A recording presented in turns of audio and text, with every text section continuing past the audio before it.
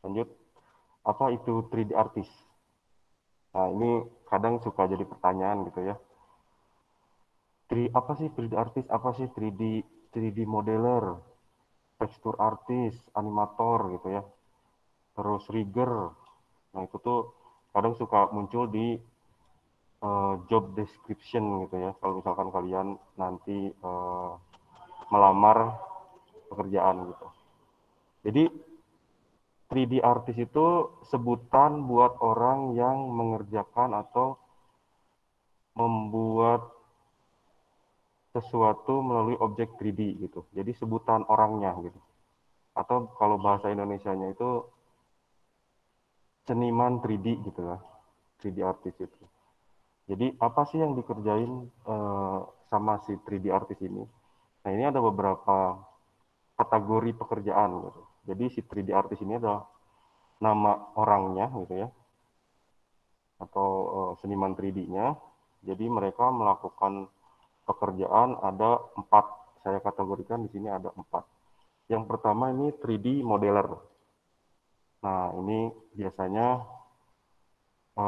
kalau misalkan teman-teman berminat menjadi spesialis di bidang modeler, nah ini adalah salah satu dari 3D artist juga gitu. Terus apa sih pekerjaan modeler gitu? Nah, di sini tuh seorang modeler biasanya membuat eh, objek 3D ya, objek 3D-nya, base-nya gitu.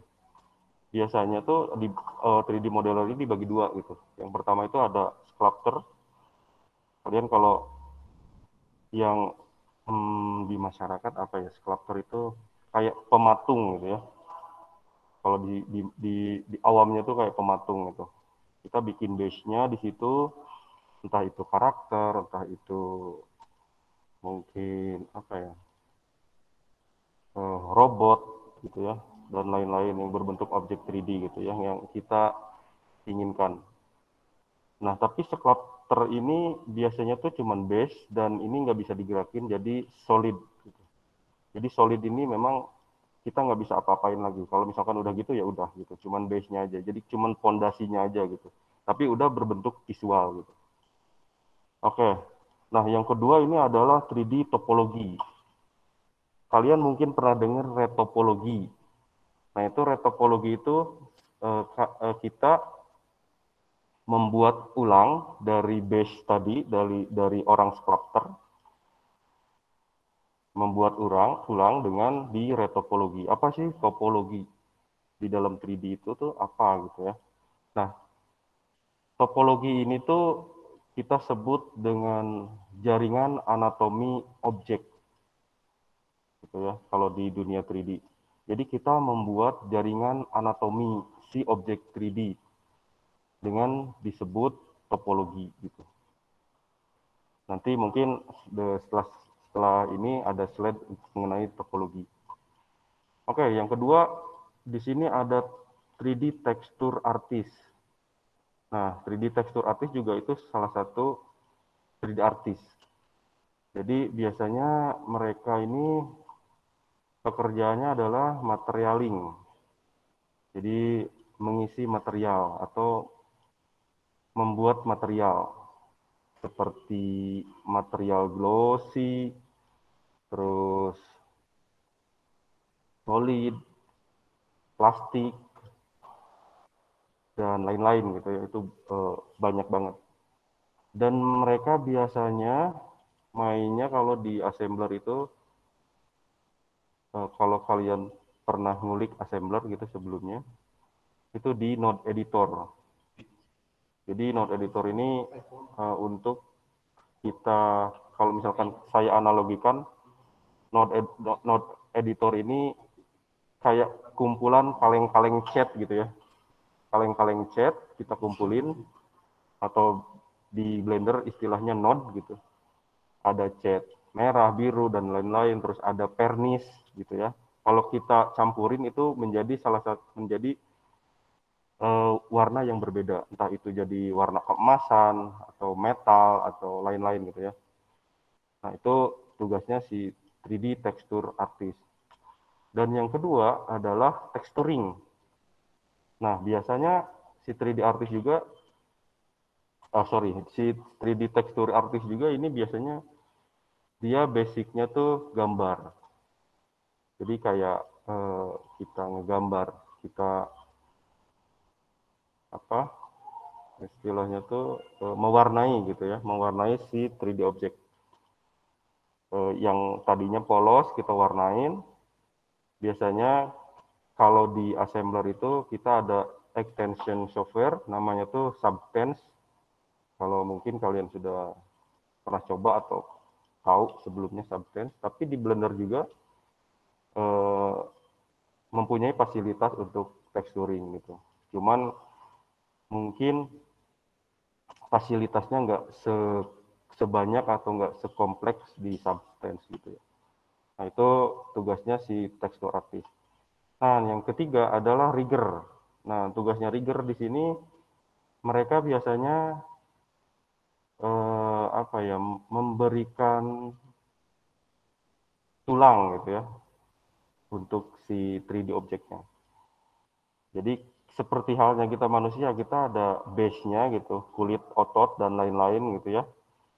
Nah, di 3D juga sama, kita kalau membuat objek juga kita kasih tulang untuk nanti bisa bergerak gitu. Jadi si rigger ini memastikan si objeknya tuh bisa bergerak gitu ya. Bisa bergerak secara maksimal, secara fleksibel gitu. Dan di dalamnya juga ada beberapa yang harus diperhatikan seperti memberikan shape key. Shape key itu kayak untuk ekspresi muka, kayak senyum, sedih, ketawa, blink itu mengedip ya, dan lain-lain. Itu biasanya tugasnya rigger gitu.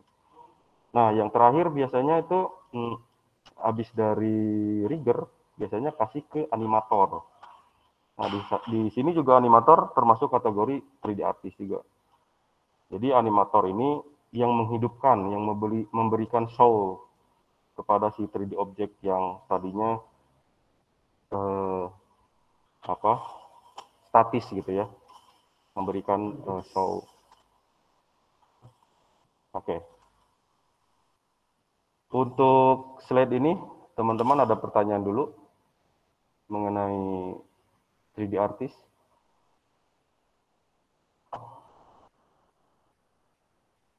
Halo guys. Halo guys.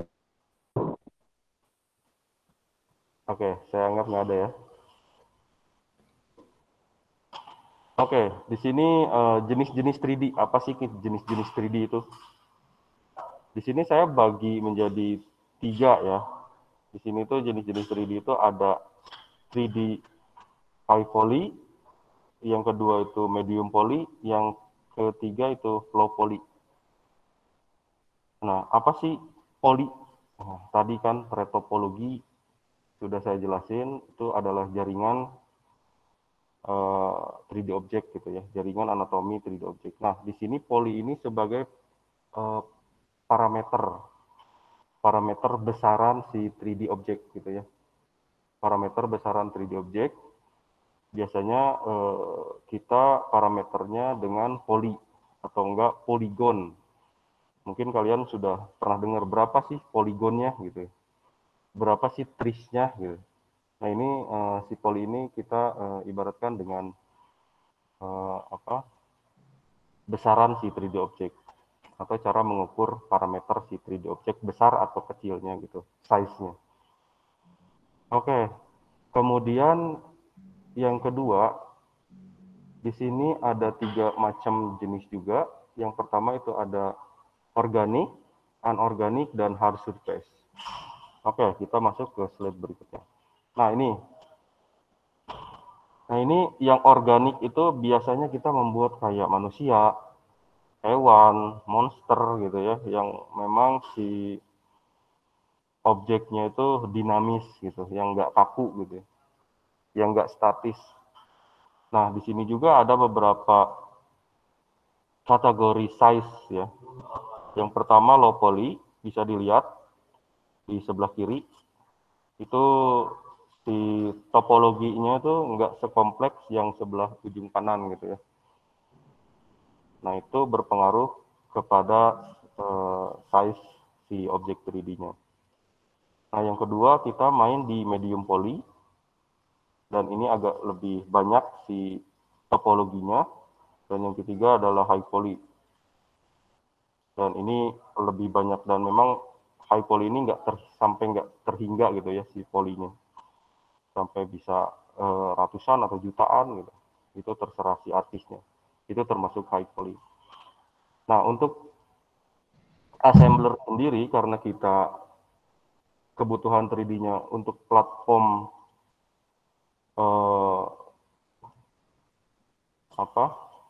device ya, untuk handphone, kita tuh mainnya kalau di assembler itu di low poly until medium poly gitu, sampai di medium poly. Biasanya kita kalau dihitung dari parameter polinya itu 25.000 sampai ke 100.000 poligon gitu ya, untuk bisa running di smartphone gitu atau di device gitu ya. Nah, yang kedua itu hard surface. Nah, ini nih. Jadi hard surface ini termasuk juga high poly sebetulnya, cuman memang punya nama tersendiri. Jadi lebih spesifik gitu. Biasanya tuh hard surface itu kalau misalkan di istilah 3D itu kebanyakan mereka diartikan untuk sesuatu yang kayak mobil, robot, terus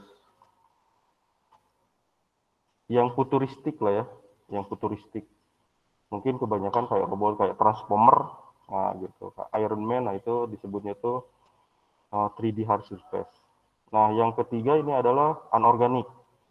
Nah, anorganik ini biasanya 3D untuk arsitektural atau properti gitu, atau mungkin environment. Nah, itu biasanya kita sebut sebagai anorganik. Gitu. Nah, di sini contohnya juga bangunan rumah ya. Oke, next. Nah, mungkin materi yang saya akan sampaikan hari ini, yang pertama itu adalah pengenalan Blender. Yang kedua, modeling organik, atau mungkin anorganik. Ini gimana kalian? Nanti saya bebaskan untuk modelingnya ya, mau organik atau anorganik atau hard surface, itu nanti gimana kalian aja gitu. Sukanya yang mana gitu. Saya nggak batasin. Yang ketiga, kita nanti belajar UV mapping, pemetaan gitu ya. Terus yang ketiga texturing. Yang keempat baking. Yang kelima export FBX file. Nanti kita langsung praktek aja kalau untuk yang ini. Kalau untuk yang materi ini biar tahu gitu apa itu UV, apa itu tekstur, baking, dan lain-lain gitu ya. Oke, kalian sudah download kan yang file yang saya sudah share di Google Drive? Sudah, Pak. Oke.